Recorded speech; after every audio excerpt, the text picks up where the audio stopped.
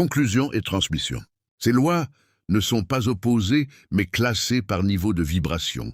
Les lois karmiques agissent dans une vibration de répétition et d'ajustement du passé, tandis que les lois du futur quantique s'activent lorsque la vibration devient cohérente, alignée et consciente, permettant le passage d'un futur subi à un futur choisi.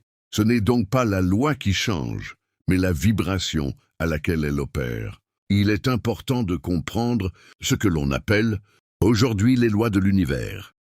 Elles n'ont pas été mal comprises par naïveté, mais utilisées, récupérées, transformées et enfermées depuis longtemps par des systèmes humains.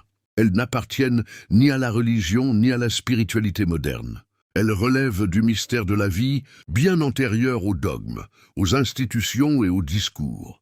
Le livre des mystères de la vie, attribué à Enoch, existait avant les textes religieux institutionnels. Ce qui est venu ensuite a été réécrit par les hommes, fragmenté, dispersé, interprété, puis intégré par des systèmes collectifs à travers des égrégores et des pactes invisibles. Ces pactes invisibles reposent notamment sur le principe de l'intercession. Croire en Marie, croire en Jésus, croire en Moïse, croire en Krishna, croire en Mahomet, croire en des figures, en des noms, en des représentations ou des récits sans conscience directe, sans relation vivante, sans responsabilité interne. L'intercession n'est pas une faute morale.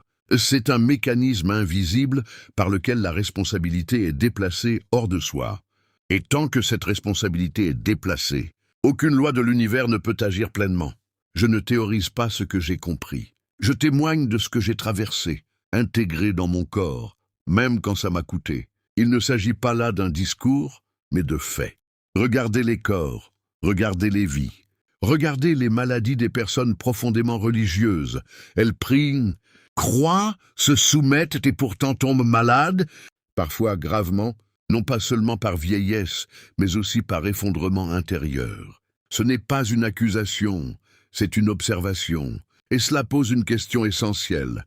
Si croire suffisait, pourquoi tant de souffrances demeurent ? Ce n'est pas Dieu qui rend malade, ni la source. Ce sont les pactes invisibles de soumission, de peur, de culpabilité, les égrégores et la déresponsabilisation intégrée sans conscience.